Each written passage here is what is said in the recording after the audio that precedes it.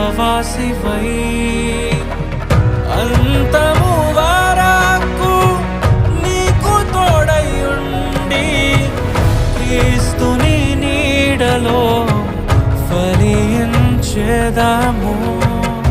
పరలోక సాక్షిగా నీ సన్నిధిలో నేను పరమాత్ముని కార్యముగా ఈ యాత్రను కొనసాగింతును. పరలోక సాక్షిగా నీ సన్నిధిలో నేను పరమాత్ముని కార్యముగా ఈ యాత్రను కొనసాగింతును.